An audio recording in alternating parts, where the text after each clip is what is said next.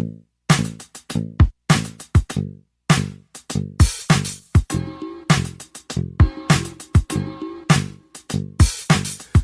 searching for something whole, cause what you seek's real life. You're watching this world unfold, the truth beneath the lies. Rekindling what's been stole, the need to free one's mind. Uncover the truth exposed, so people see the light. Let's chant it down so we can know. It's simple, we just break it down to little bits so we can process all. Make the switch to elevate yourself to conscious mode. And it's beneficial, we can get this concept rolling. Get the future generations who want to stop the whole thing. With the message demonstrating, we can start opposing. Taking in, assimilating, getting lots of knowledge. Waking up the population, trying to stop hypnosis. Chant It Down radio's coming to you live from the Hawaiian Islands. Coming from the perspective of complete freedom. Coming from wisdom outside the system and then some. This is the mouthpiece of the natural earth forgotten. At this point in time, humanity's been kept from the truth, so Chant It Down radio offers the coordinates to a path out.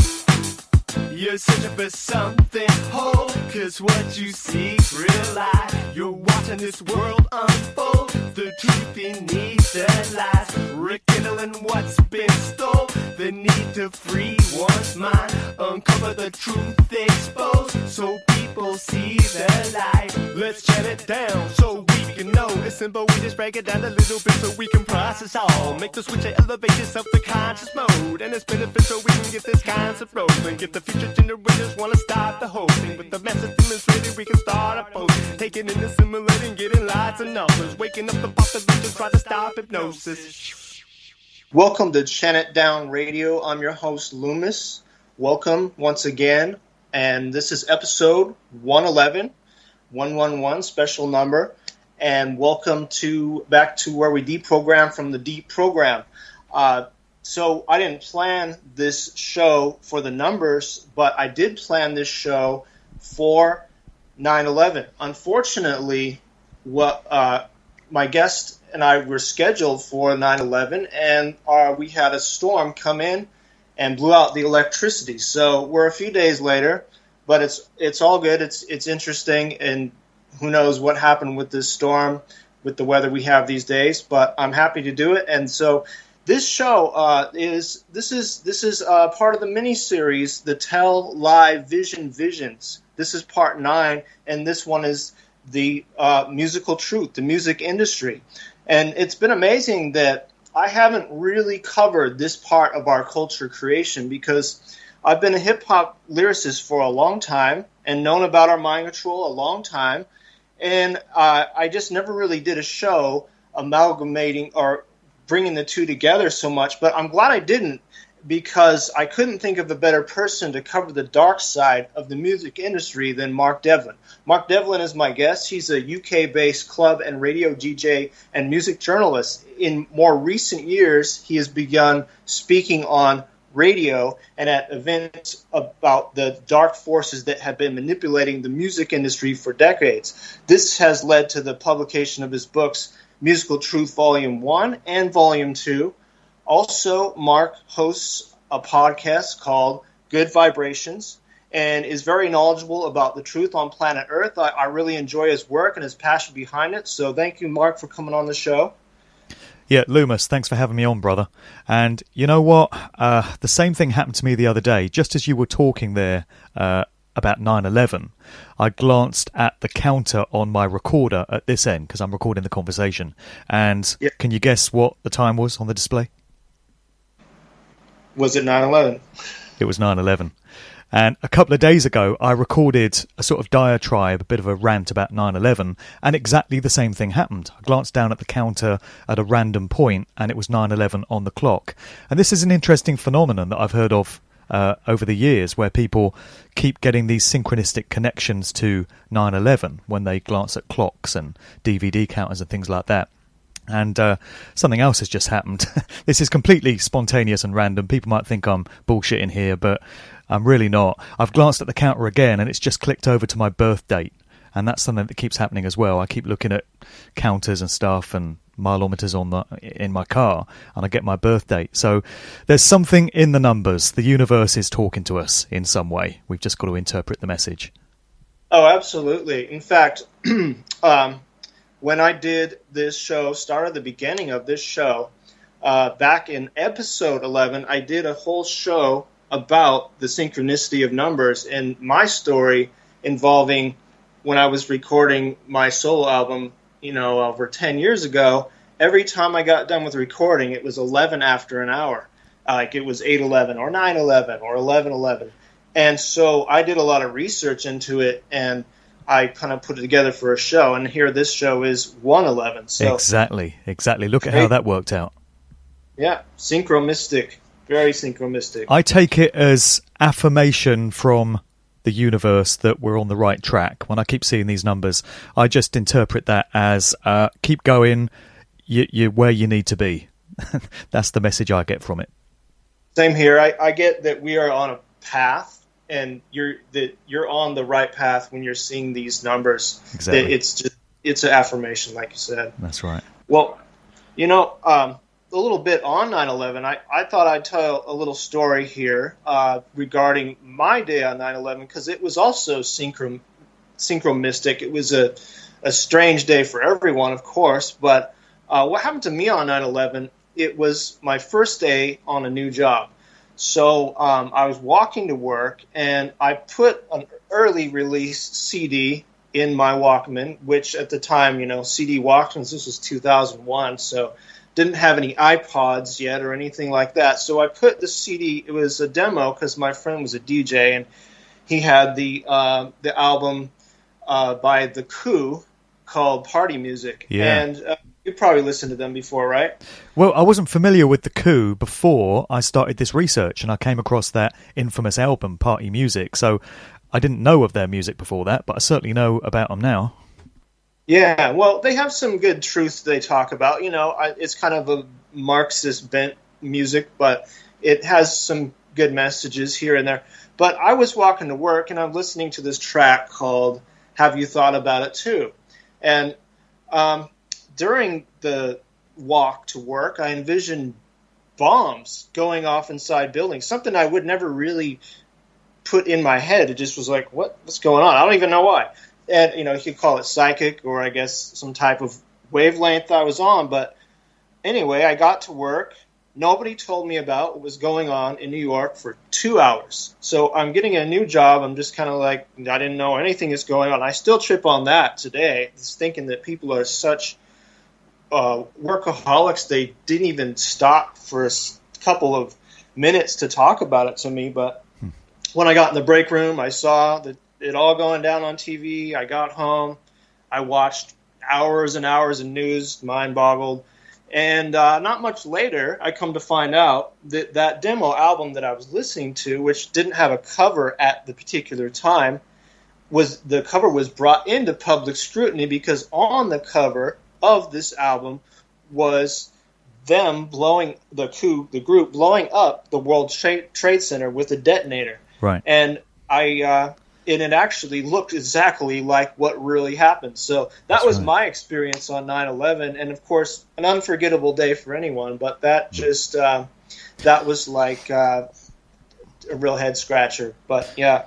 There's another hip-hop album that depicts the World Trade Center towers blowing up in exactly the way they did on 9/11, and it's J. Rue the Damager, The Sun Rises in the East, which came out, I think, 1994. So J. Rue the Damager is a conscious hip-hop artist, or certainly comes across that way, someone that I've greatly enjoyed over the years.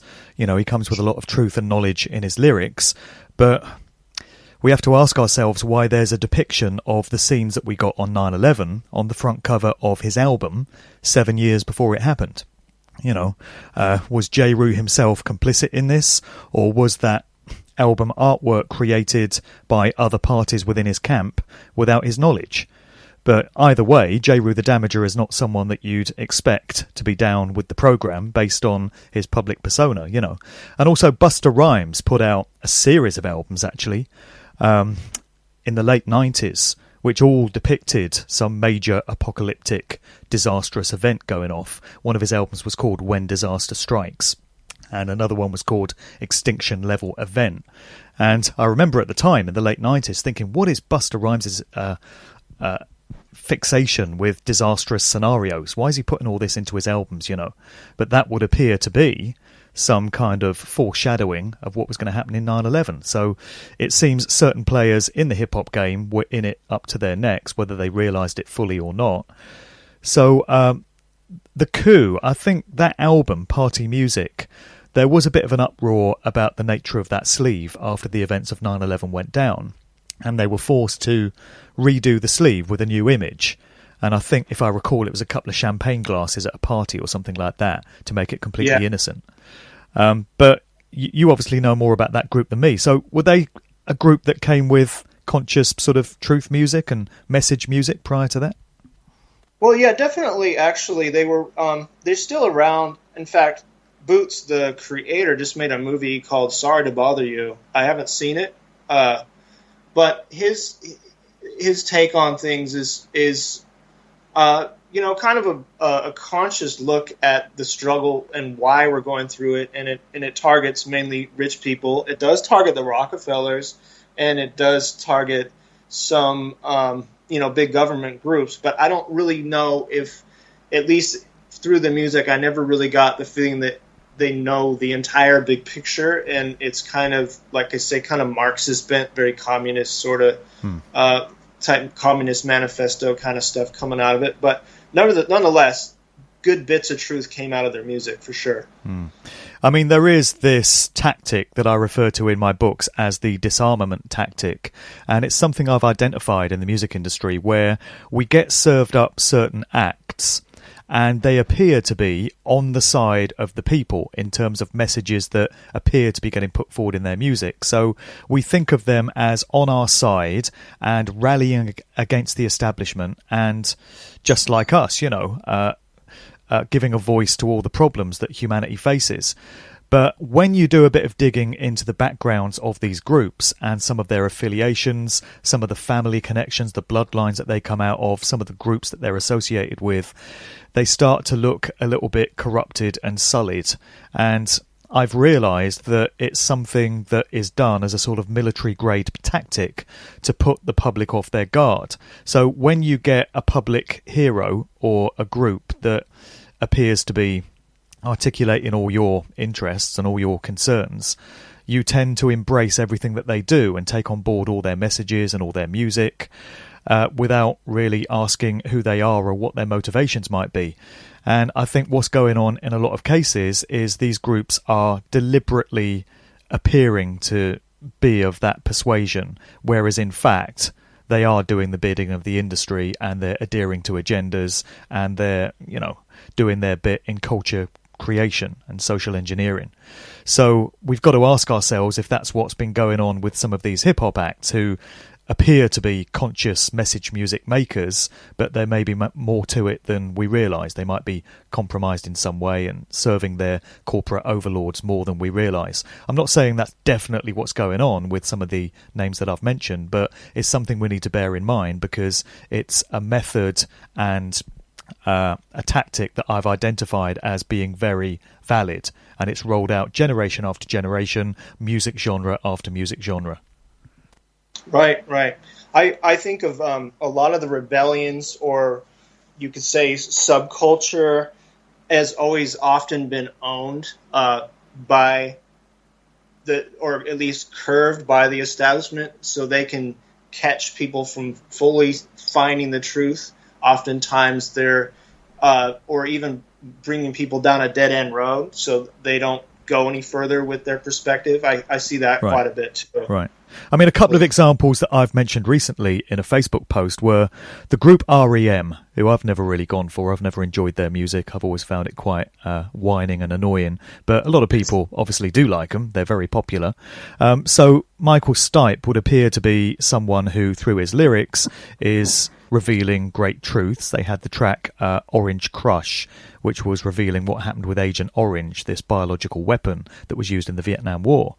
And then you've got Man on the Moon, where he's saying, if you believe they put a man on the moon. So he appears to be questioning the official story of the Apollo moon landings. So if you're a truther, you might look at all that and think, oh, well, this is a guy that knows what time it is. He's communicating that to us. But then you look into his background and you discover that he's yet another artist who comes from a military family background. We find this time and time again. The music industry is intrinsically linked to the military and the world of military intelligence. And there's other sort of family links there as well. Then there's the group Killing Joke, who people are always emailing me about and saying, oh, Killing Joke, they're the truth, man. You need to listen to their songs. They're telling it like it is. And you look into some aspects of that band and you find that Jazz Coleman, the front man, has made public statements about government surveillance and how we're all being spied on, and he won't have a smartphone. He doesn't agree with being tracked everywhere you go. And again, you think, well, so far so good. You know, he's on our side. But then you look into his background and he turns out to have been descended from an important figure in India that was involved in putting down the British Empire's insurrection in India. He was one of the key figures that was involved in that rebellion. So it's kind of establishment links, you know. And then you discover that he's into all kinds of secret society, mystery school teachings. He reveres the work of Aleister Crowley. He's into chaos magic. And there's all these other red flags. So on the one hand, you've got all these little clues that seem to indicate that this is a group that you should be listening to. But then if you're a diligent, vigilant truth seeker and you go wherever the information takes you, you've got all these little discrepancies and things that don't sit too well with you. And you're left very confused, full of cognitive dissonance, thinking, what do I make of this band? What am I supposed to make of this group? And my solution, which I've made clear in the public talks that I've been doing recently, is we've just got to let go of all these heroes. I've got a public talk titled No More Heroes. And I'm just saying, you know, anyone that served up to us in the public eye, anyone who's a celebrity, anyone who's a household name, anyone that everyone's heard of, has been placed there for a reason. There's no way anyone would have got to that level of influence if they weren't in some way serving the control system that we've got and adhering to some kind of agenda. So the only way to avoid being bamboozled and tricked and hoaxed is to throw them all out. We don't really need these people. Celebrities aren't our friends. They don't actually enrich our lives in any way. They don't actually give a shit about us. We might put them on a pedestal and follow their every move, but you think they care about any one of us? They don't. So they don't actually serve any purpose in our lives. And we find out all the time that we've been deceived and they're not who we think they are. So you just got to throw them all out, man. Live without heroes. We don't need these people. Yeah, it's heartbreaking for a lot of people to find out that their idol, their hero is not who they think they are. For sure. And I'm even willing to say, from my research, and that points to a lot of these people are often sons and daughters of intelligence agencies or military bloodlines. I'm even willing to say that any musician and most celebrities in general that are influencing society or causing trends are actually selected individuals who are brought to be these roles never had to work from the bottom and rise to the top. I mean, that's why there's this level where most never get to because they weren't brought up and groomed for these positions. There's this level that I can think of in my I can think of a group that I was that I remember one of the hardest working independent groups that I ever knew was Latif and Lyrics Born, and also Black Alicious. They had the best live show I'd seen, really. They rivaled any commercial act I'd ever seen. But they never got any bigger than big on an underground status. And it's because, well, I think one thing, they never signed to a big label, but they weren't these selected individuals to get far. And I know that when people, as you probably have noticed in your research, it's when they sign to a label, it's a contract, which is basically an oath, and that's signing away someone as a creative individual, someone's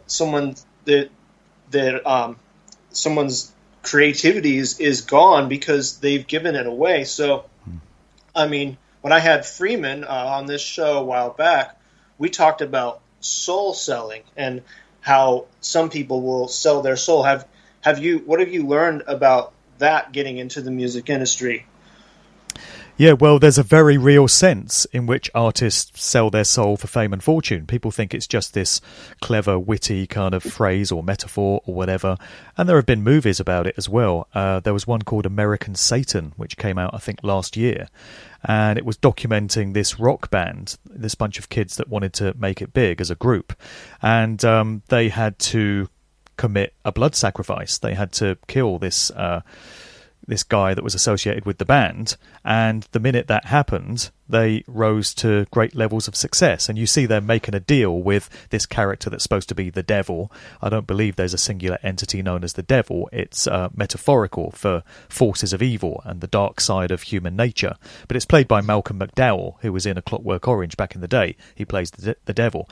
And you see him facilitating this band's success. And so they get all the fame and the money and the girls, the groupies, the drugs, all of that rock and roll lifestyle. But you can see the lead singer of the band is just degenerating and degrading into something less than human. He's becoming demonic in himself because the negative energy that they're surrounded by is just eating away at him. And I've seen that happen with, or we certainly appear to see it happen with many major rock groups. I mean, look at Bono lately. Have you seen the state of Bono? Look at his eyes. I know we've got this story that he's got glaucoma, this eye condition, whereby he needs to wear these coloured tinted glasses the whole time. And he says he's not being vain and trying to be fashionable when he wears these glasses. He's got to because of this eye condition. But if you ever see a rare picture of him without his glasses and look at his eyes, that condition aside, he just seems to be degrading into something less than human. What about Tony Blair? I know he's not a music guy, but look at the state of Tony Blair lately compared to the way he looked 20 years ago when he was British Prime Minister and he was leading. What's that? I haven't seen him in public in a while. Yeah, well, Tony Blair just looks a mess now. He just looks like he's rotting from the inside out. He looks like he's got no soul. And also Gordon Brown, another former British Prime Minister, he popped up in the news again this week. He's been given this role to come out and start spreading propaganda messages, after years of being out of the public eye. And he just looks dreadful as well.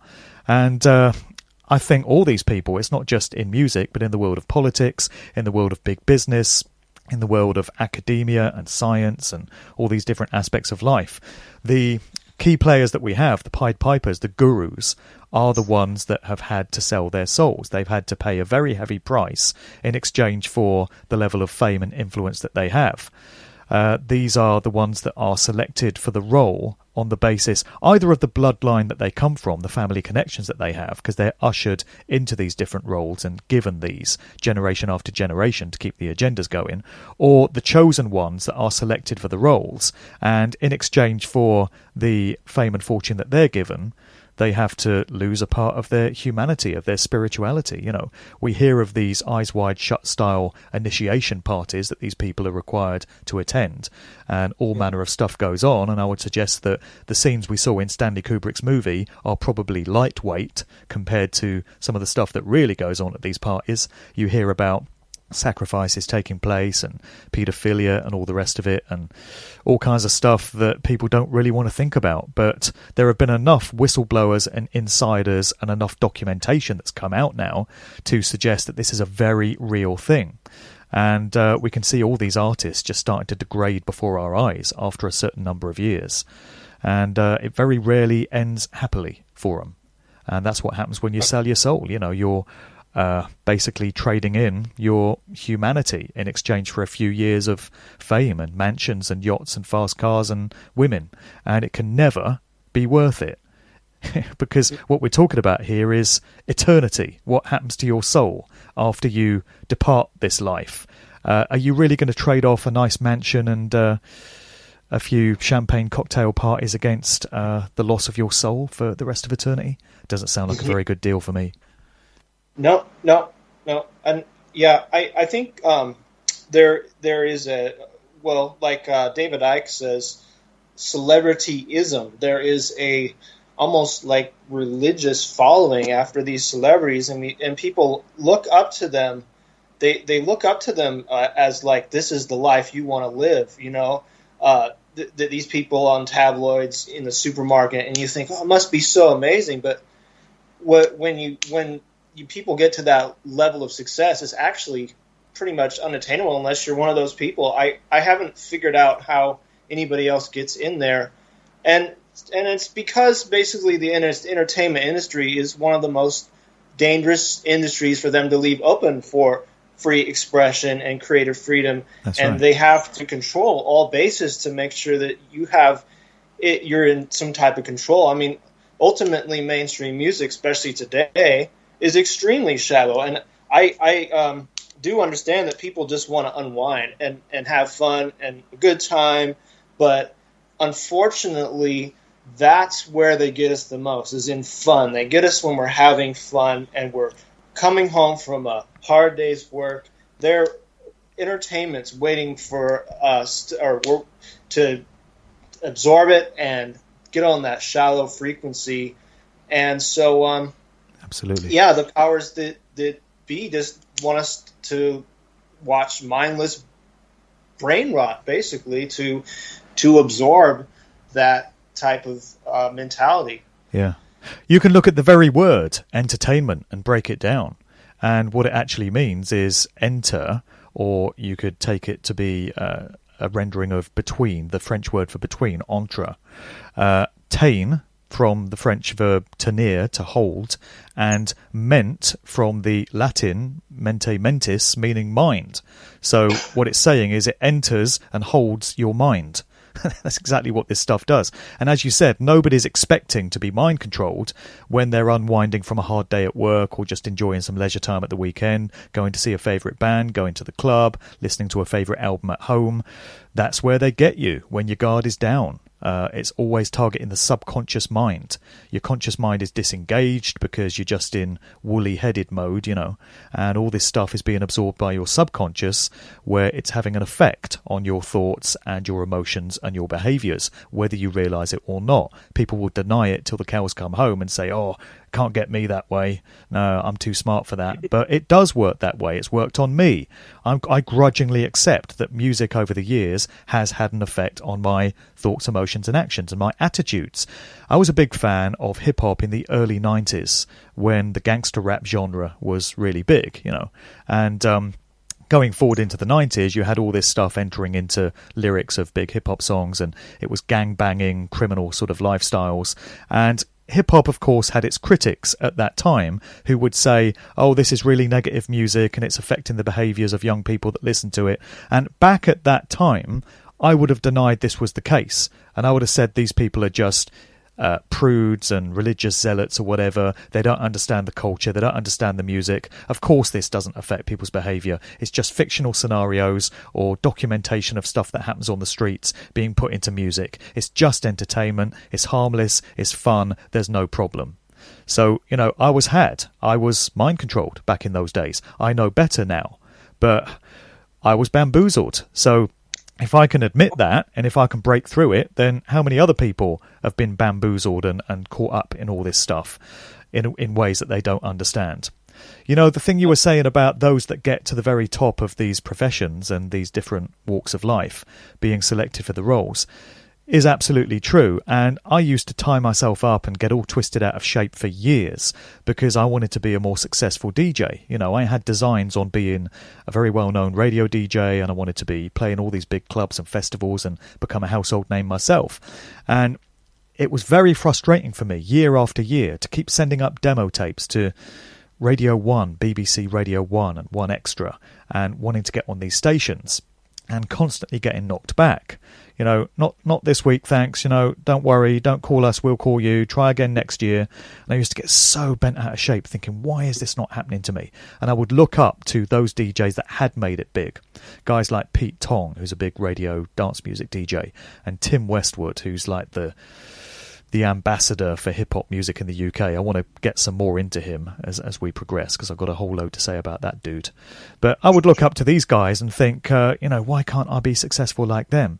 And here I am now, having done all this research and having come to all these comprehensions about what goes on in the industry, and I'm so grateful. I'm so grateful that I didn't make it. That would have been my worst nightmare, because looking at guys like Pete Tong, Tim Westwood, as we're talking about DJs, the likes of Paul Oakenfold and Carl Cox, who came up in a conversation I had with somebody this morning, Paul Van Dyke, this trance DJ, who I'm going to be doing an exposure on shortly. All these people, they're phenomenally successful in their field. They're the leaders of their respective genres. We can throw David Rodigan in there as well, who's the prime sort of reggae DJ in the UK. But all of them, it's so clear to see, they've sold out, they're doing the bidding of the control system, and their careers have been facilitated for them.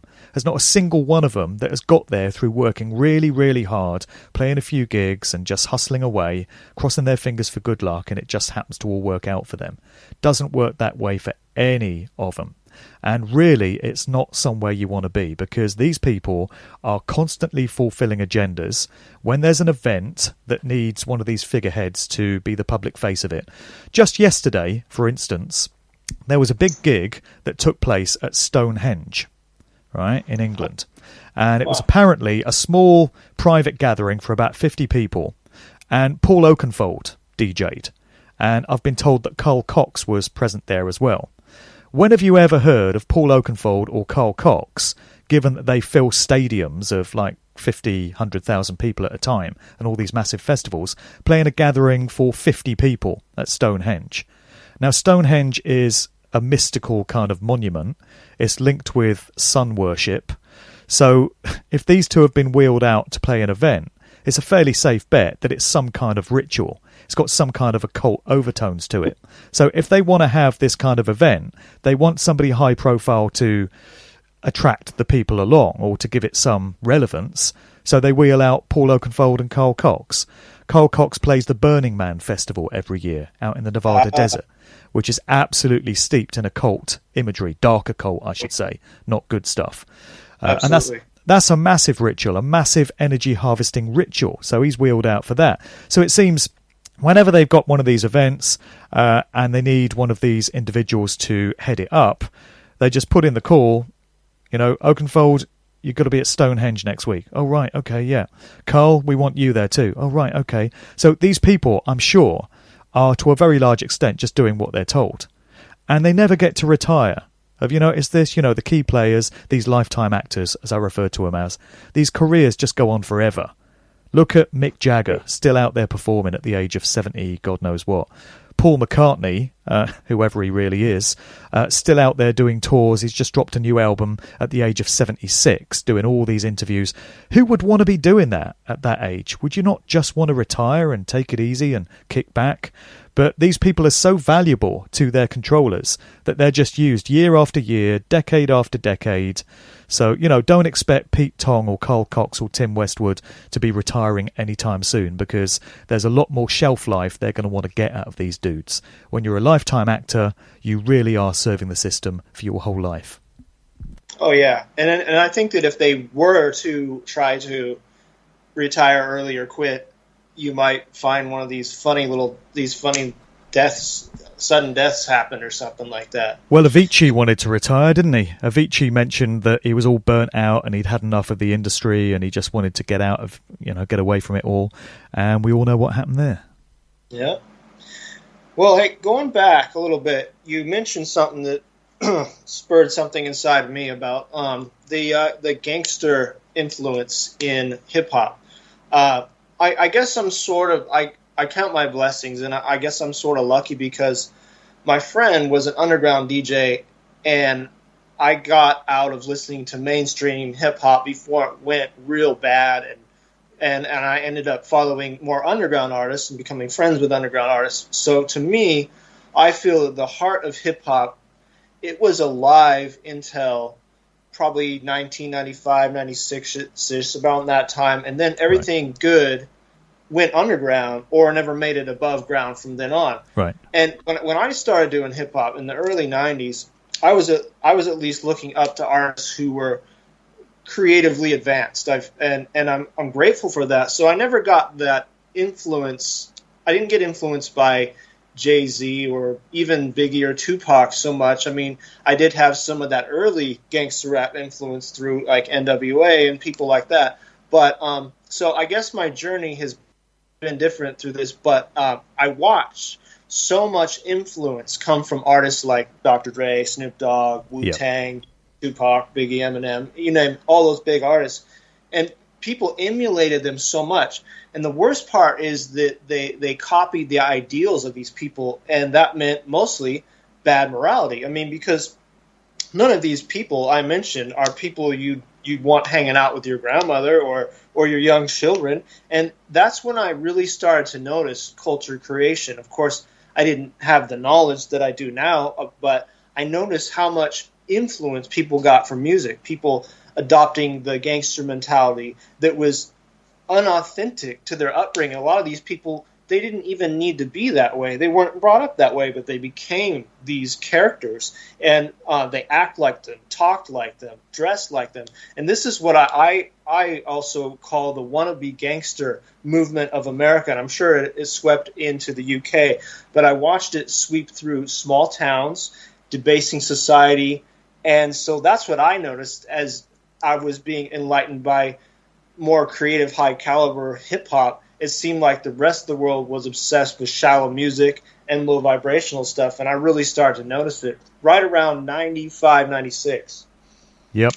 Well, I certainly concur with your timeline there, because I would pinpoint that time as when hip-hop took a big dive in terms of the standard of mainstream material. Of course, there's been underground music all along that is still credible and still puts out great messages, and there's slamming productions and all of that, but you've just had to really hunt hard to find that stuff since about 96, 97. I play a few of those tracks on my radio show. So the radio show that I do now is mainly soulful house, but I do pepper it with a few underground hip-hop tracks, and I have to, search really hard for these and go to some places that not everyone has access to get these records on the radio.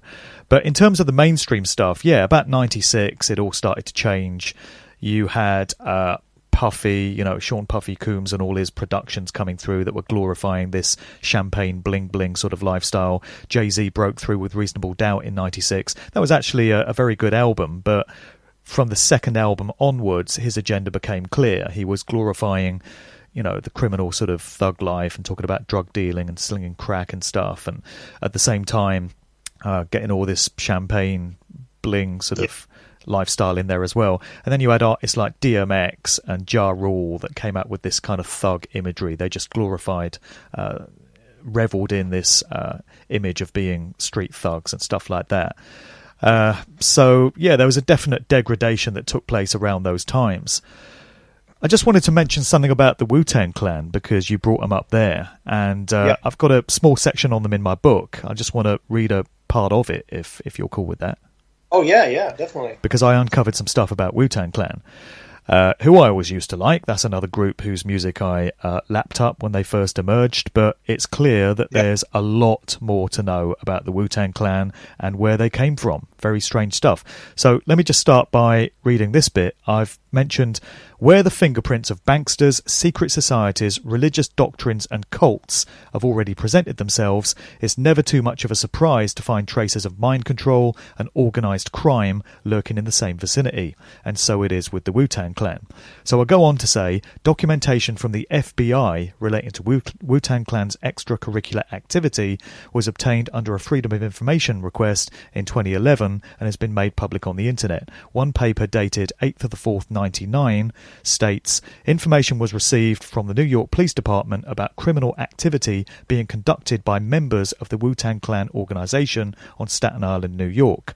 The detectives have documented that the Wu-Tang Clan is heavily involved in the sale of drugs, illegal guns, weapons possession, murder, carjackings, and other types of violent crime. And also, there was the death of this drug dealer that was pinned on a couple of members of the Wu-Tang Clan as well. It goes on to address the murder of Robert Johnson, aka Pooh, on Staten Island in December 97, claiming that this was ordered by somebody within the Wu-Tang Clan. We also have the very strange business of Old Dirty Bastard, Old DB, Russell Jones, who was a member of the Wu-Tang Clan. And he died in, I believe it was 2004, in very strange circumstances. Another of these sort of unexplained music star deaths that people just tend to write off after a while and it just gets forgotten. But he spent some time before that in interviews talking about how he was being tailed by the FBI. And in his track, Got Your Money, he's even got the line, FBI, don't you be watching me. And I've heard an interview where he was on a phone-in show on, I think it was Hot 97, or certainly a hip-hop station in New York. And he's chatting to these callers. And he says to this one caller, when they get into this conversation, if I turn up dead, the CIA did it. And the guy on the phone starts laughing, thinking he's joking. And then Dirty says, no, I'm serious. If I turn up dead, the CIA did it. And pretty soon after that, guess what? He turns up dead. There's also a very interesting story that I got from Ed Opperman, who's a private investigator and he's a radio show host. He's had me on his show a couple of times. So we started talking about the Wu-Tang Clan on this one occasion. And Ed told me that he used to sell mobile phones from a store on Staten Island, New York. And he said one day, Method Man of the Wu-Tang Clan came in to get a mobile phone, and he was required to present some ID, as is the case when you take one of these things out. And Ed said the only ID that he could produce was an identity card from a mental health institution, showing that he was an inmate in a mental health hospital. So isn't that interesting when you factor it in with all these other unsavory aspects of the Wu-Tang Clan? Absolutely. And, I always kind of noticed some dark undertones. I never investigated it, but I think the RZA was involved with a group called the Gravediggers. Right. And I kind of think there was some probably dark occult undertones with that album. I never really have picked it up since the 90s, but I would assume it probably has something to do with that. Well, RZA is a stated 5%er, so we get into this 5% nation of gods and earths, as it's also known. It's kind of a semi-religious mystery school secret society, I guess, which started out as a spin-off of the Nation of Islam. Maybe we can get some more into that whole thing. But RZA is a stated 5%er. He's also rumoured to be a Freemason. I interviewed him once, and I asked where the name came from. His real name is Robert Diggs. And I said, what's the RZA? Where did that come from? And he said it stands for Ruler Zigzag Zig Allah. And it put me in mind of Rakim Allah, the rapper Rakim. His full name is said to be Rakim Allah. So we've got these Islamic overtones coming into some of these names. And it all ties back into the nations of gods and earths, also known as the 5%ers. And there's a huge number of prominent hip-hop artists who have pledged allegiance to this society and have stated that they're a part of it and they follow its doctrines. Among them are Rakim, Big Daddy Kane, LL Cool J, Brand Nubian, Guru of Gangstar, Paul Righteous Teachers, who put out a track called God's Earths and 85ers, Busta Rhymes, A Tribe Called Quest, Lakim Shabazz, The Wu-Tang Clan, Jay-Z, Nas, Erykah Badu, Jay Electronica, and Immortal Technique. So you can see there's a massive array of huge names there. And it seems to be the case that if you're going to be a majorly influential hip-hop act, it's kind of expected that you're going to pledge allegiance to the 5% nation. It's the same way as in reggae music. So many of the artists, by default, their de facto religious leanings are towards the Rastafarian movement. And they talk about Jah and Haile Selassie and stuff in so many reggae tracks. It's the expected, accepted religion of that movement. In country and western, it's Christianity, at least on the surface. And in hip-hop, it's definitely the nations of gods and earths, which is tied in with the Nation of Islam. So the Nations of Gods and Earths was started by this guy known as Clarence 13X Smith, also known as Clarence the Father or Allah the Father, and he was originally a member of the Nation of Islam in the days of Elijah Muhammad under his leadership, and Clarence broke out of that organisation and established the 5% Nation in 1964. And he was a former student of Malcolm X. So it turns out that many of the doctrines that come out of the Nations of Gods and Earths have been adopted as a staple part of hip-hop culture. So, for instance, the cypher, this tradition within hip-hop culture where a bunch of MCs will stand around in a circle and one of them will go in the center of the circle and bust a freestyle rhyme, start rapping, and then he steps aside and somebody else goes into the circle. Well, that's part of the religious rituals that take place within the nations of gods and earths. You've also got this thing in hip-hop in so many tracks where they end by saying peace, or when people are going to depart and, as an alternative to saying goodbye, they just say peace. That's also part of the Nations of Gods and Earth's teachings. That's a way that the members used to greet each other. They'll also sometimes call each other God, because their teachings suggest that all the individual members are individuated aspects of the divine, of the Godhead, the Most High. So they see themselves as their own gods. So that's why you hear them say, peace, God. And they also say sometimes, peace, son, or refer to each other as son. And they're not saying that as in sun, S-O-N. They're saying it as in the sun in the sky, S-U-N, because sun worship, solar worship, is a part of the doctrines of this group as well. So all these different aspects of hip-hop culture come directly out of the Nations of Gods and Earths, which is something I only realised quite recently in recent years. I've spent all these years hearing these tracks where they're calling each other son and saying peace and stuff like that. And this is where it all comes from. So when you factor in other elements as well, such as the Zulu Nation, the Universal Zulu Nation, which was Africa Bambaata's organisation going way back to the 1970s, that evolved and morphed out of the Bronx River organisation, also known as the Organisation, and a street gang out of the Bronx called the Black Spades. So it seems, one group kind of morphed into another, and we ended up with the Universal Zulu Nation, headed up by Bambaata.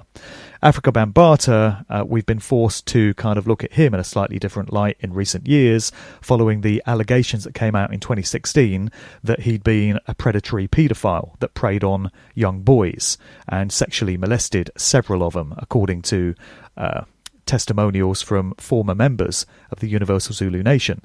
So that group was heavily steeped in symbolism and imagery, much of which hints at Freemasonry. Many of the rituals and the symbols that they use have ties going back into Freemasonry. The Zulu Nation and Africa Bambaata's Soul Sonic Force, when they're on stage doing many of their shows, you see them flashing up certain symbols, including what's known as the horned hand sign, the so-called devil horns, the Baphomet sign. And they're making pyramid signs as well, and some of the garb and regalia that they have at their shows hints heavily at Freemasonry as well. So when you consider that, and you consider the incredible influence that Africa Bambaata and the Zulu Nation, and also Kool Herc, who was an associate of Bambaata, those two are credited with being the founding fathers of hip-hop culture and, the whole genre. And then you throw Grandmaster Flash into the mix, who's credited with having invented turntablism, or is the granddaddy of turntablism techniques. Isn't that an interesting name when you come to think about it? Grandmaster Flash, and then you've got Grandmaster Melly Mel coming out of the Furious Five, and all these other names that seem to hint at Freemasonry, because you have Grandmasters in Freemasonry. So has there been something going on here right since the very early days of hip-hop culture in the 1970s, coming out of the Bronx, with these three prominent figures being the leaders and the Pied Pipers and the gurus of that whole scene? And then you throw the Nations of Gods and Earths thing into the mix, which is mystery school, secret society, ritualistic doctrines. Suddenly we've got a whole narrative running through the entire history of hip-hop, which is rather different to what we thought was there before. So, this is some heavy material that I've had to really try and wrap my head around in recent times. Wow, you just put a whole new picture into my head. That's definitely a good possibility. I forget now. The African American Freemason Lodge is a different lodge than the white Freemasons. I forget what they call it. Well, there's an organization called the Boule, which is for black members. Oh yeah, that's true. That's another. Yeah, and there's another name too. I forget what it's called. But anyway, you just linked a whole new picture. And I always knew that there was some kind of something bigger to that whole Nation of Islam that just swept through hip hop so much. And I was like, what's that all about? And I never really thought deeper into it just being offshoot of Islam. But yeah. Yeah. I mean, the Nation of Islam stuff was heavily involved as well, besides the Nations of Gods and Earth, the 5% stuff, which is slightly different. So the doctrines of the Nation of Islam were pushed by the likes of Public Enemy and Brand Nubian, right. X-Clan. Ice Cube got into that whole thing for a short period as well in the early 90s, where he declared himself to have become a Muslim, and he was pushing all that stuff. And so many other groups as well. It was present in the Native Tongues movement that came out. Cool DJ Red Alert was kind of the figurehead for that. He was a DJ that promoted all these artists that were down with this Native Tongues movement, which was supposed to be taking it back to African spirituality and bringing all that stuff through, conscious rhymes and stuff. That's where groups like De La Soul and A Tribe Called Quest and Queen Latifah, Moni Love, Black Sheep, Stetsasonic, they all came out of that movement.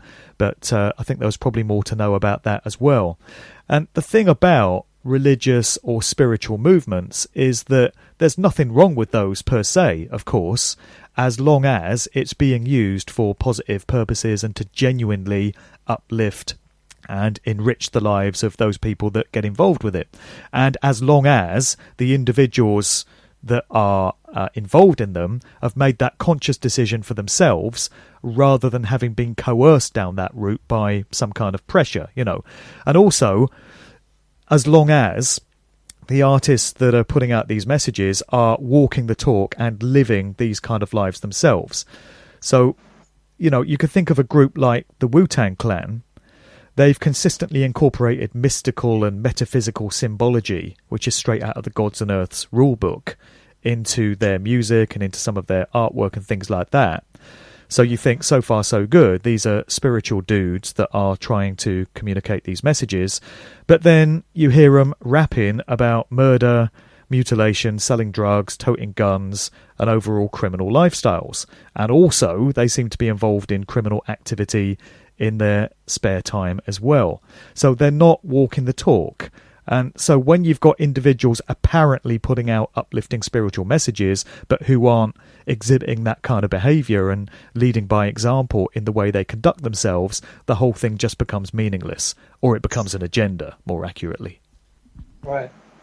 You talked about the devil's horn, throwing up the devil's horn, and that kind of just brought me into one of the last commercial hip-hop groups that I held on to for a while was Outkast. And a lot later, it took me a while to figure it out, but one of the members, one of his other names, Big Boy, one of his other names is Sir Lucius Leftfoot. And coming from the left-hand path, Lucius, and I can go on a rant with that. You find that throughout Hollywood movies, such as the newer Batman series, well, newish, Lucius Fox being 666 in Gematria. Right. Also, in the newest Incredibles movie, the second one, we find out that the superhero, Frozone, I think his name is, who freezes people, his name is Lucius. So, just going off on a rant, you see that throughout. But yeah, there's all this tons of celebrities showing one eye, or then you get into the group TLC, Lisa Left Eye, who had a very strange death. Yep. And so, in your research, where does one get involved, or are these people just told these things they know nothing about, or are they full-on believers in what they're doing? Is there a line? Yeah, I think there's grades to it. I think certain artists are entirely down with the program and they understand exactly what they're doing. Somebody like Jay-Z, for example. I don't think Jay-Z is some ignorant stooge. I think he absolutely knows what he's doing and the effect he's having on culture. And he's always struck me as someone that's entirely down with it and willing, is quite a happy participant. He just wanted the fame and the fortune that much. He was that hungry for it. Let me just, before I forget, I just want to pick up on Outkast, who you just mentioned, Andre 3000, the frontman of Outkast. Now, he is somebody whose mother died very suddenly in some strange circumstances quite recently. And we find this quite a lot with artists. Bruno Mars is somebody else. Right about the time that Bruno Mars's career was taken off, his mother just happens to die. And of course we had that with Kanye West many years ago. He was famously very close to his mother, Donda, and she died on a surgeon's table when she went in for some cosmetic surgery. And this evidently affected Kanye in a very harsh way. And it was the inspiration for his very dark album 808s and Heartbreak. So there is this suggestion that there's a very real thing called ritual sacrifice, blood sacrifice, which goes on in the industry in exchange for engineered levels of success. And an artist, before they're elevated up to the next level, is required to put somebody up for sacrifice that is close to them. I know that sounds outrageous to people the first time they hear it, but do a bit of digging before you throw it out on the grounds that it can't possibly be true. Do the research and look at the large number of artists who have suffered the deaths of somebody very close to them, whether it's their mother, whether it's a brother. Rihanna, I think just after Christmas last year, lost a cousin in some very sudden and strange circumstances. Dr. Dre lost a brother and going back a half-brother right around the time that he hit stratospheric levels with his career. There'll be many other examples as well when people really dig into it. Jay-Z lost a cousin who died in a car that he'd bought, and he actually addresses this in his track The Lost Ones, talking about how guilty he feels that his cousin died in a car that he bought. But I think there's probably more to this whole dynamic when you really start to look at it and you consider some of the artists that were involved. Another thing about Andre 3000 is that he was in a relationship with Erykah Badu, who becomes a very interesting artist to look at. I've got a little extract from my book here. Let me just read this out. Erykah Badu's place remains as open for discussion as her overall image and style always have. She was the girlfriend of the aforementioned Common, so this is the rapper that used to be known as Common Sense. He became Common, in the midst of further inter-industry relationships with Andre 3000 of Outkast, with whom she had her first son, and fellow Texas-born rapper the DOC, with whom she had a daughter. She then had a third child with equally enigmatic rapper Jay Electronica. So she seems to have been passed around the hip-hop industry like a bloody rag doll, being linked up with all these different rappers and having kids with them. So that's a whole different matter in itself.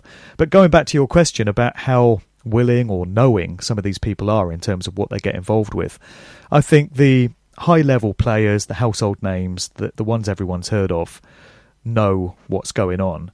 But there is evidence to suggest that others are tricked into it and they sign contracts not fully realising what it is they're bringing themselves into. We've had some examples of artists who seem to be expressing great regret of what it is they've got themselves embroiled in. One that springs to mind is DMX. He had a track on his album towards the tail end of the 90s called Damien. And this is him hinting at some kind of demonic possession that's taken place within him. So he's got this alter ego who he refers to as Damien, and he's having conversations with him. It's like he's got this split personality.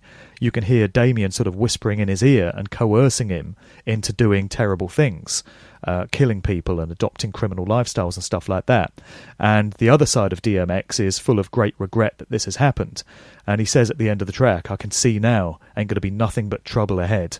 And then Damien crops up on a future album where he's revisiting the whole thing and just giving the impression that he's got himself into something terrible that he didn't realise at the time, and now there's no way out. We've had the same thing from Eminem in terms of certain comments that he's made in interviews and in some of his tracks, where he seems to be expressing great regret of the fact that he's literally sold his soul and he knows he's not getting it back.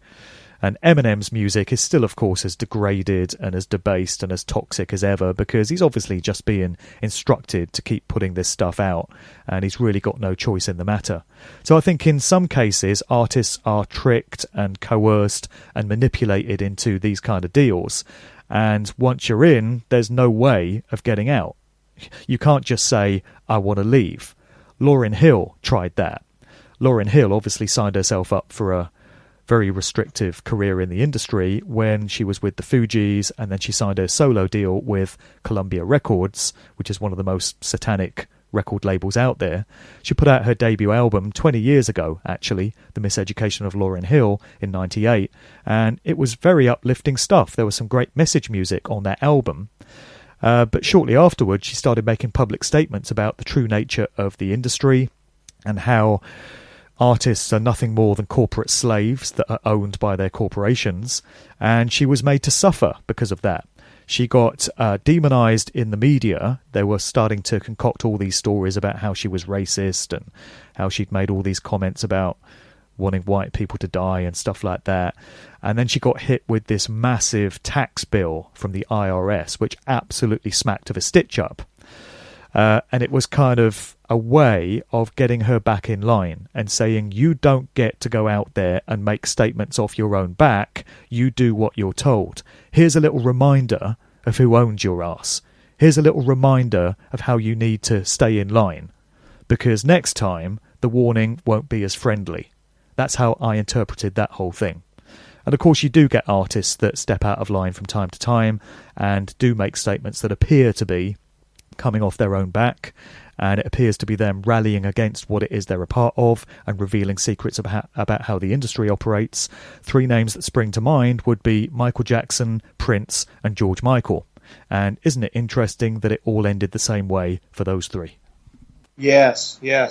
I mean, what is it with the 80s? I mean, personally, I feel that it was like the first decade they could carry out a bigger mind control through music because, well, okay, you could go to the 60s, which were huge, and we can go there if you want, but MTV started in the 80s, and music videos got big, and I feel like there's a deeper mind control that came through the 80s, and look, now we have all these deaths, Michael Jackson, Prince. What about Whitney Houston and her daughter both dying in a bathtub? I mean, that's...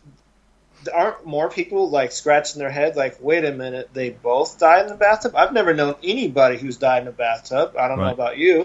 Exactly. I mean, I guess it can happen, but it's pretty weird. Well, the thing about Bobby Christina is that after her mother, Whitney Houston, was discovered dead in a bathtub, and by the way, Bobby Christina was discovered unconscious or unresponsive in a bathtub in the very same hotel suite that her mother died in 24 hours earlier.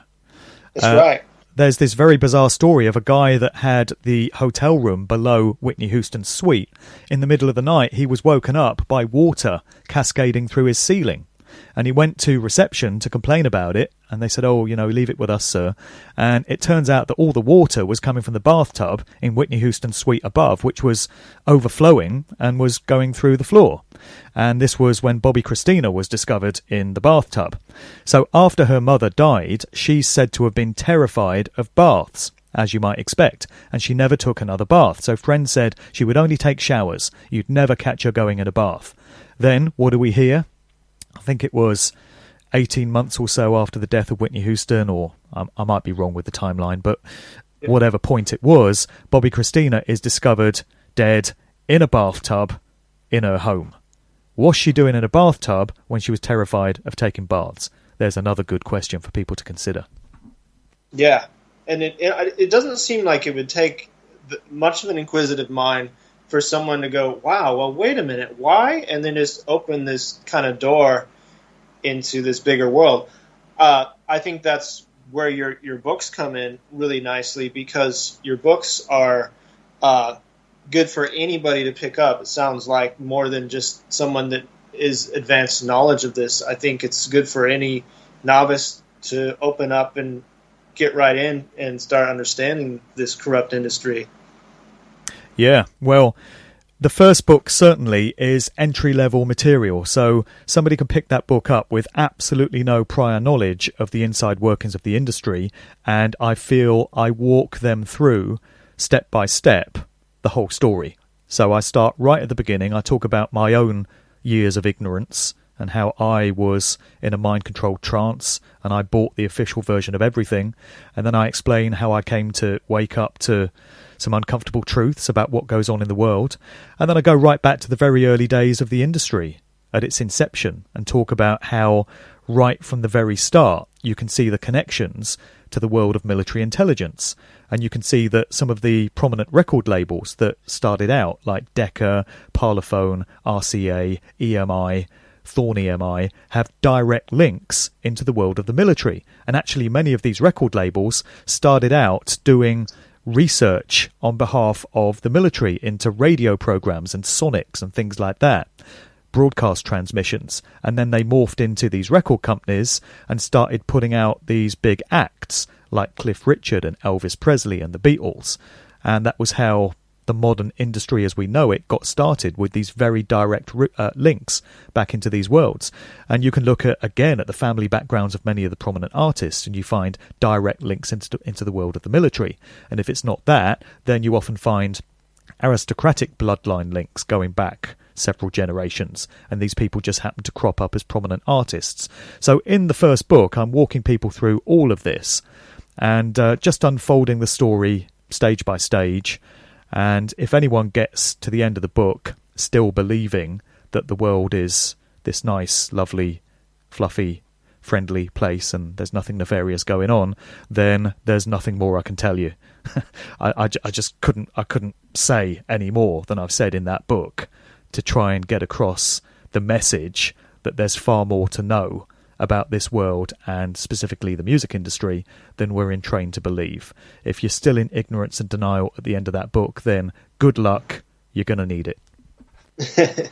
Yeah.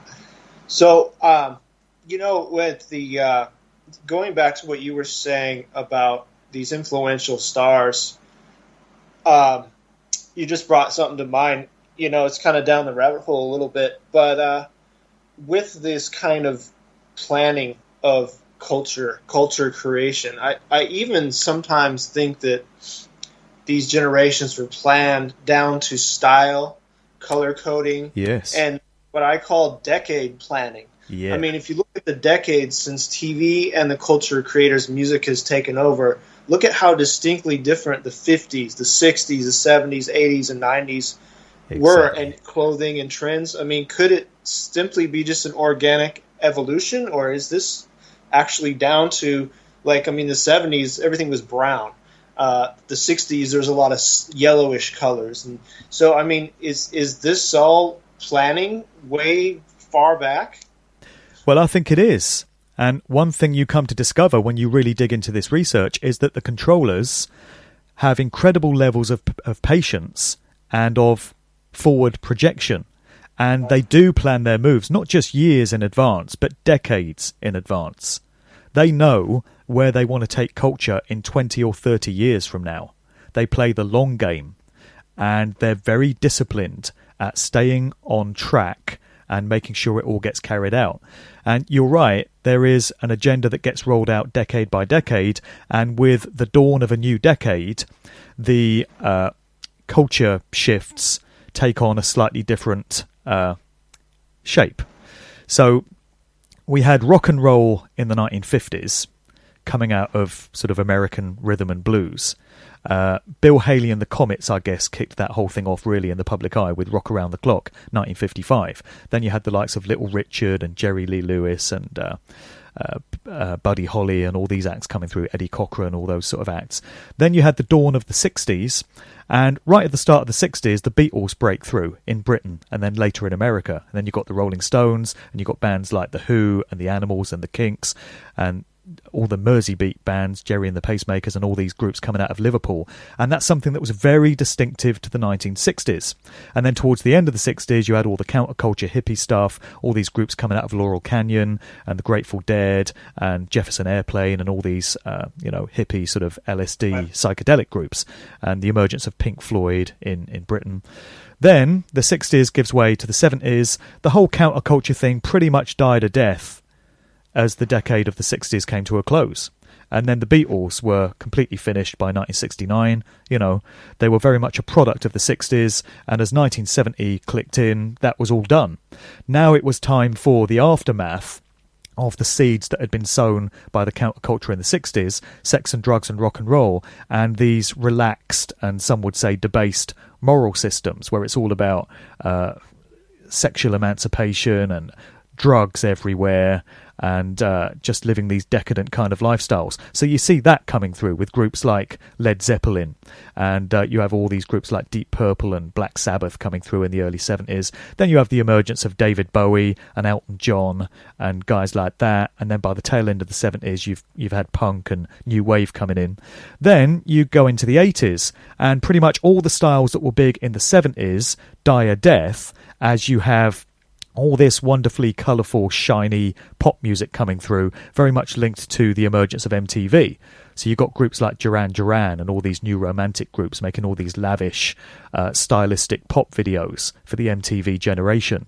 You've got the new romantic sound, you've got synth pop coming all the way through the 80s. By the time the 80s has ended, those styles are starting to wane, and you've got dance music starting to come in, you know, the acid house scene out of the UK, house music coming out of Chicago. Then you get the 90s, and you've got new styles like trance, techno, hard house, all coming out of dance. You've got drum and bass, that whole scene emerges out of the UK. You've got grunge over there in the States. Then it's the 2000s, and then you start to get all this vacuous, insipid pop music.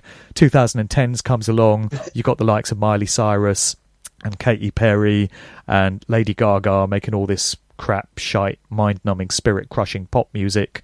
And also towards the end of this decade, here we are 2018, you've got some other obvious things coming in, like the transgender agenda, the transhumanist agenda. These things are very clear to people that are paying attention. So it seems that as a new decade starts, there's something psychological about that reboot, that reset. You know, 1969 going into 1970, 1979 going into 1980. When you get a new decade with a new number, people seem to be ready for the culture to change and to have all these different styles and sounds coming in. So I'm kind of dreading what's going to happen in 2020. Not much more than a year now. In 2020, I'm pretty sure that the agenda is going to get reshaped and rebooted in some other way. And it's already so debased and so degraded and so toxic and so satanic in terms of music production styles, in terms of what's going into lyrics, in terms of the artists that we've got and the social engineering agendas that they're pushing. Every time you think you've plumbed the depths of the cesspit and you've gone as deep as it's possible to go, they find new ways of taking it even further. I mean, you would think Miley Cyrus on stage, dressed as a baby, with a baby's pacifier, touching herself up and simulating masturbation, is as far as it's possible to debase and degrade things. But I'm sure they've got some other tricks up their sleeve, and as the 2020s come along, they're going to take things even further. Sorry to say. Unfortunately. My friend, I mean, going back to hip-hop, my friend, hip-hop now is complete shit. I don't even want to talk about how I used to be part of the music because I don't want to be associated with what is now. But me too. My friend forwarded me a video of, I don't pay attention at all anymore. So I'm just like totally floored by a video of Nicki Minaj and someone, I don't even know, this guy that's all dressed like a rainbow, and they're like playing patty cake in the video, and it's all these rainbow colors. Well, I happened to be on a ferry, and the sea was really rocky. I got seasick, and that aided me to vomit. That actually physically made me feel like, okay, it's okay to vomit now. I've seen that, and I'm ready to totally puke. And so that's how bad it is now. And mumble rap, I mean, it's like I don't even SoundCloud rap. Yeah, it's terrible. It's terrible. So I can't imagine what kind of debasing could get any further. But I'm sure it's up their sleeves. That's for sure. Yeah, it's just fucking unbelievable, man. And they're they're getting kids with this stuff. Like I said earlier, guys of our age, they've written us off. They're not trying to control us anymore because we're done. You know, they want you when you're young. They want to shape your belief systems and your ideologies and your spirituality, and they want to get you while you're impressionable and you can be shaped and molded easily. And that's young people. That's why all this garbage is just aimed at kids who don't have any point of reference. They don't remember better times. They've got no recollection of the 90s and all these great sample-based beats that used to be out there, and all these fantastic productions from Large Professor and DJ Premier and all these great producers that used to put out beats, Now it's all satanic garbage. It's demonic sonics, as I refer to it. And this stuff that's out now, and like you, I don't refer to it as hip-hop, It's trap, it's SoundCloud rap, it's mumble rap. It bears no relation to everything that went before in the art form. And it just makes me panicky when I hear it. If I'm unfortunate enough to be in the vicinity of somewhere that's playing this stuff, I just got to get out of there, really. It just makes me want to exit the area, because it just sounds so disgusting and so unnatural and so repellent to me. And yet, you've got kids that will go to club nights and go to concerts and spend the entire evening absorbing this stuff, and they think it's just great. You got radio shows now like Tim Westwood. I wanted to get back round to this dude because he is the ultimate Pied Piper. He is a great example of a manufactured guru. I've got no doubt about this now. I used to look up to this guy. In the 90s, he was a big inspiration to me. I used to go to a lot of his gigs. I used to listen to all his radio shows. And to be fair, his radio shows were amazing back in the 90s. It was real deal material. He was playing incredible music. But he's just allowed himself to be swept along with the way the whole genre has degenerated. And he's now 60 years of age. He's going to be 61 next month. And he's still coming with all this swagger and all this street talk and all this bullshit, making out like he's some kid from the ends, that's down with all this stuff. And it's just so embarrassing watching a grown man that is old enough to be the grandfather of these kids that he's playing this music to, down with all this garbage. And he's still promoting all this shit, all this mumble rap. He had an interview with this guy 6ix9ine. Do you know that dude? That's the one who was in the video with Nicki Minaj. Right, right. Yeah, this guy just looks like a fucking demon to me. His real name's Daniel Hernandez. His artist name is 6ix9ine. He's actually been charged with the sexual assault of a minor, having underage sex with a girl. So he's technically a child rapist. And yet he's out there as an artist, putting out records, doing concerts. Tim Westwood did an interview with him the other week. He's promoting his material. So I'm thinking, what are you doing? Giving a platform to garbage like this that is poisoning the minds and the souls of young people. Isn't it notable? Tim Westwood never got married, doesn't have any kids. But he doesn't mind poisoning and degrading and debasing the minds of other people's children. And you find this so often as well. So there he is, doing this radio show now on Capital Extra every week, just promoting all this absolute shit that I can't stand to listen to. And this is a guy that came out during the early days of hip-hop. When Sugar Hill Gang first emerged with Rapper's Delight, he was right there. So he's been with the culture for the last 40 years. Really, how could anyone of that age, who's known these better times, who's lived through these different eras, be content and happy off their own back with still being involved with it, with still promoting this garbage?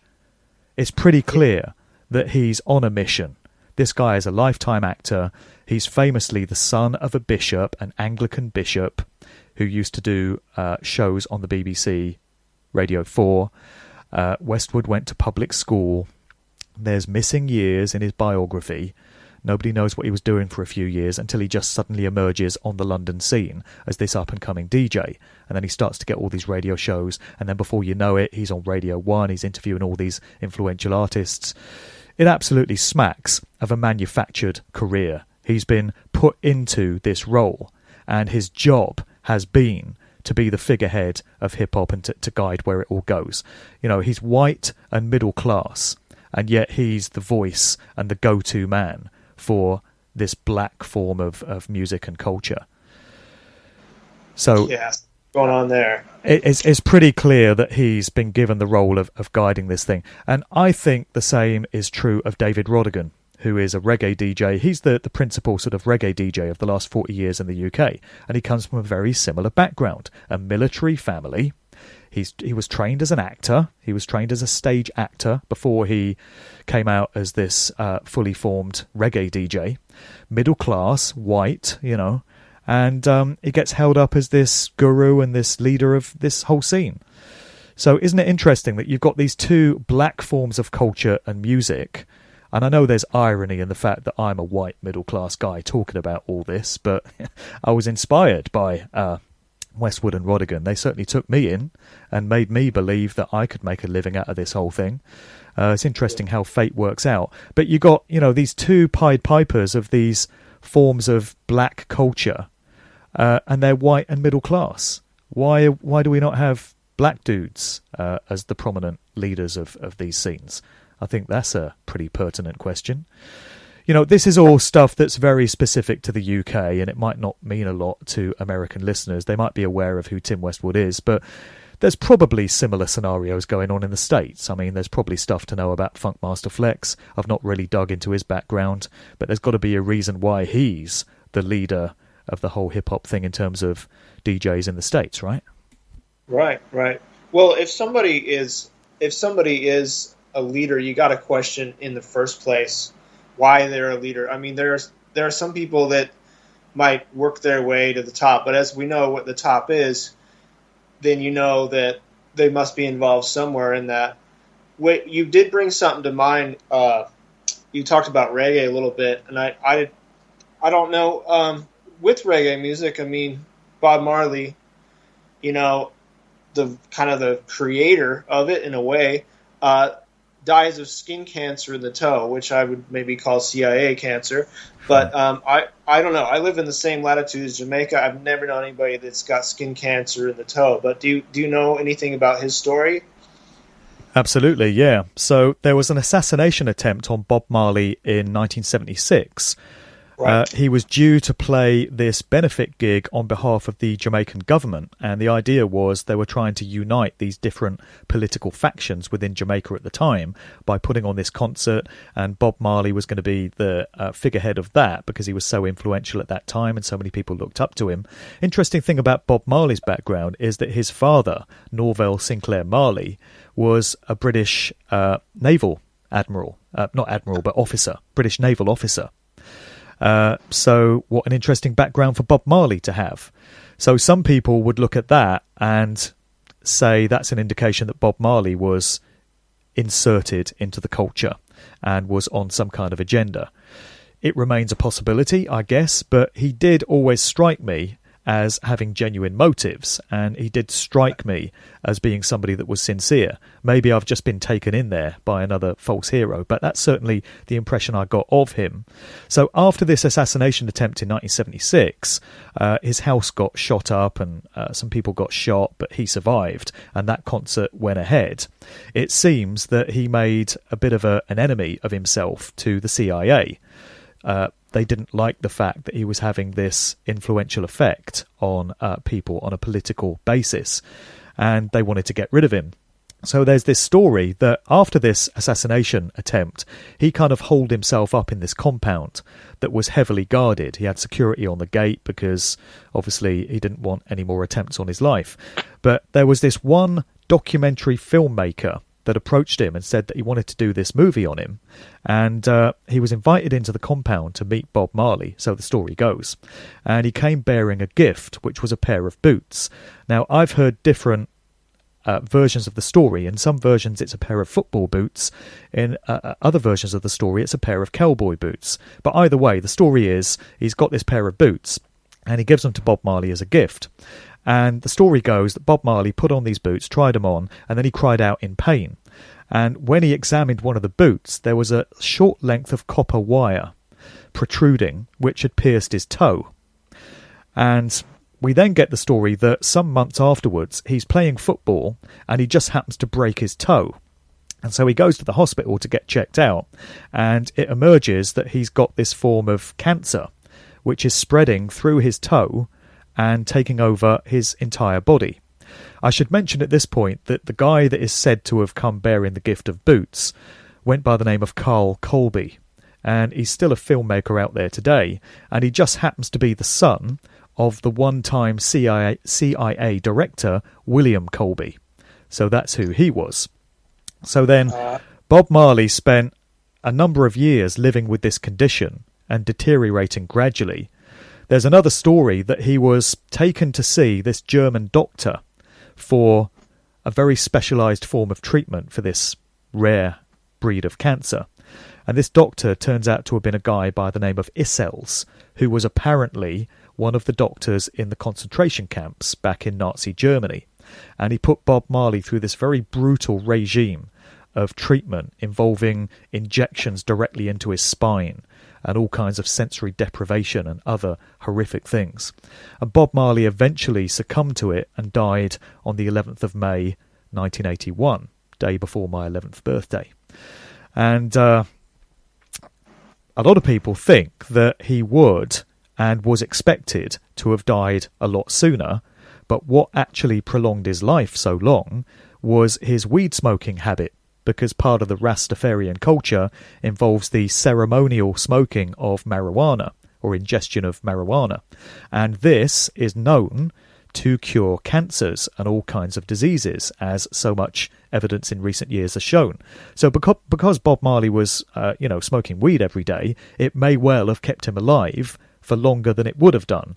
But eventually this cancer that spread through his body was too strong and it claimed his life. So just the fact that he was taken out in such a bizarre way tends to suggest that to a very large extent he was the real deal, he was a loose cannon, and he was putting out messages that the establishment didn't appreciate, and they didn't want him doing that any longer. Yeah, that's kind of what I've always thought with little research, but just the fruits of his music seemed like true rebellion from the system, and he was just coming from the heart, I felt like. So, and you had Peter Tosh as well, who was an associate of Bob Marley's. He put out very similar music and messages. And he died in 1987 in some very suspect circumstances. It was basically a robbery on his house at this small party, this small gathering of people. A couple of criminals turned up wielding guns and knives, and we're told they tried to rob the place, and it was a sort of robbery gone wrong. And Peter Tosh ended up getting killed along with other people. But, was that just some random attack and he was in the wrong place at the wrong time and just happened to get robbed? Or is that another example of an artist that was putting out inspiring messages that the establishment didn't want and he had to be got rid of? And, you can't get rid of all these artists in exactly the same way. So sometimes they commit suicide, in inverted commas. Sometimes they overdose, in inverted commas. Sometimes they get shot. Sometimes they get robbed and stabbed. You get all these different variations on how they get taken out, but the end result is always the same. An artist has been removed who is no longer going to be any kind of maverick spirit making independent creative statements off their own back. That's all the establishment really wants at the end of the day. Yep. Well, kind of wrapping it up here, Mark, where do you see the world heading from here in your worldview, in your crystal ball, so to speak? Where do you see things going from here? And it's probably not good, as most people's view is, but where do you see things taking off? It's not looking good, if I'm totally honest with you, man. It's not looking good for the future. Where things are intended to be taken in the very near future is they want to roll out this whole transhumanist, artificial intelligence, smart grid Internet of Things. That seems to be the main priority. We've got 5G communication technology coming in very soon. 2020 is supposed to be the big rollout of all of that. And that is going to spell monumental problems for human health and also the welfare of other living things. I've done a bit of research into what 5G is going to involve. It's very short-wave radio transmission technology, and they're going to have to put up thousands, maybe even hundreds of thousands of masts in the areas where they want to roll this stuff out. So first of all, you've got this blight on the landscape of all these horrible, unnatural antennas everywhere, and these street lamps that they're going to convert into 5G transmitters. And because it's such short frequency waves involved, they can only travel very short distances at a time. That's why you've got to have all these masts, and you've got to keep amplifying the signal and passing it on to the next antenna. So that's a nightmare in itself. So much research has been done into the radiation that's going to be emitted from these things. They've rolled out certain test areas. There's Gateshead up in the northeast of England has been used. They're testing it out at Bristol University. And I've just heard that the West Midlands, the whole region around Birmingham in England, is going to be used as a test bed for this stuff.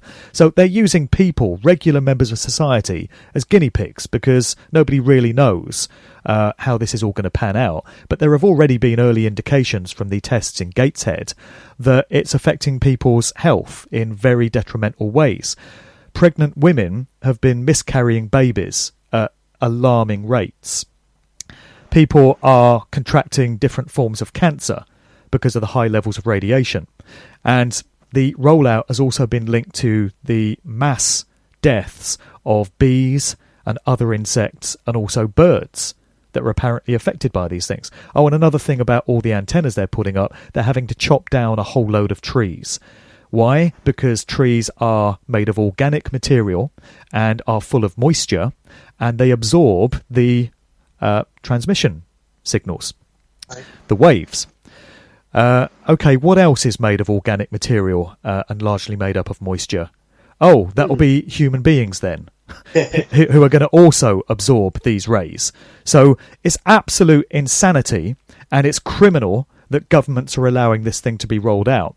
And you can factor that in with all the other stuff that's happening. They want everyone to get smart meters. They're trying to get this Internet of Things established where people have devices in their homes, their fridges, their ovens, their computers, their TVs, all talking to each other and sending signals to each other. And all this information, all this data can be remotely monitored by the companies involved. So there's surveillance issues going on there. We've got smart cities, we've got smart motorways, we've got smart cars, we've got smart everything. They just want everything linked up to these computer systems, communicating data and technology between themselves. This is a very unnatural way of living. We're not supposed to be living like this. What the controllers are doing is creating an artificial version of creation itself. We already have a world that's been set into place by the true creator of all things. And what the individuals, the elite ruling class working through these different secret societies and all these different networks and groups are trying to do is basically emulate God's creation and come up with their own artificial world. And they're coercing all of us to be participants in it. And the whole thing is being sold to us on the basis of convenience. That's the way they always do it. You know, wouldn't it be great to have increased internet speeds, folks? Who wants to wait 3 minutes to download a movie when you could have it in a minute and a half? Imagine that. That's how 5G is being sold, just the convenience of faster speeds.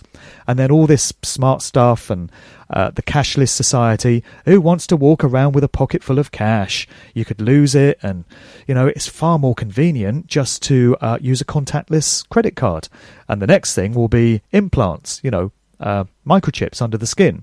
Just flash your microchip in front of the sensor. That's a more convenient way of paying for your stuff, isn't it? So people, unfortunately, are being led down this path, this dead end, literally dead. And they're being seduced by the way all this technology is being promoted and marketed. And it's very dangerous to see how people are buying into it. There is a small level of awareness in terms of how dangerous 5G is going to be, and other things that are going on as well. Chemtrailing, you can put into all of that as well. Nanotechnology. Yeah. So there's small pockets of awareness, but the rate at which all this stuff is being rolled out demonstrates that the controllers are panicking and they're fast tracking their plan. I mentioned earlier in the conversation that they play the long game, they plan years and decades in advance. But what they're doing now, rolling everything out very quickly, throwing everything they've got at us all at once, is not very characteristic of the way they normally like to work. It indicates that they want to do all this very, very quickly because they now want to lock us all down into this prison cell very quickly. Because they're getting... It's a timeline they're working on, a heavy one. I can definitely... Yeah, they're fancy. getting concerned that people are starting to pay attention and are starting to wake up. And of course, the more blatant it all becomes, the more blatant the surveillance becomes, the more blatant all the technology becomes, all the societal changes, the more likely it is that more people are going to wake up, start paying attention and asking questions. So that then drives them to roll the agenda out even quicker. So in terms of where it's all going to go, the projection doesn't look good, because once all these antennas are in place and once we're living in this artificial Internet of Things, it's going to be very difficult to roll it back and undo the whole thing, even if the consciousness of the people exists to have the will to even want to do that, you know? So on that level, it's not looking good. But having said that, my words should not be interpreted by anyone as meaning we're all fucked, it's useless, there's no hope. There's always hope, and it's never a done deal, because we are the conscious co-creators of our own experienced reality. So many studies have shown this. Even mainstream science is hinting at this being the true nature of our reality. So we create through our intent and our will, our applied will. Occultists speak of this. Aleister Crowley's doctrine spoke of how the individual's will creates the reality that they experience. So it's not a done deal yet. And we still have the opportunity, large numbers of us, to apply our will and our intent to turn this situation around, head all these challenges and these obstacles off, and move forward into a world that is actually worth leaving behind to future generations, to our own kids. So people really need to start facing up to these great truths, as uncomfortable as they are, in large numbers, and then coming together and pooling their consciousness, their will, their intent towards bringing in a better reality and a better form of existence for all of us. And it can be done. We can have any kind of reality that we want.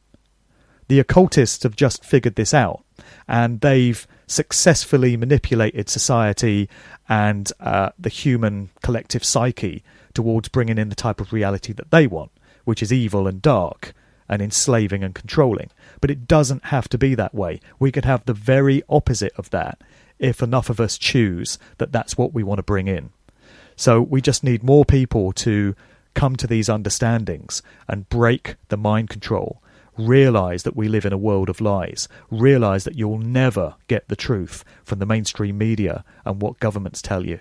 You have to go seeking it from alternative sources. And the role that I play and that you play and that all of us that are putting out information like this, whether it's through radio shows, YouTube videos, conference talks, documentaries, books, whatever, is we're just playing our small part in trying to bring that process in. And it's all we can do. You know, One individual, you, me, anyone, cannot change the world on their own. It can't be done. But we can be a part of the process that does.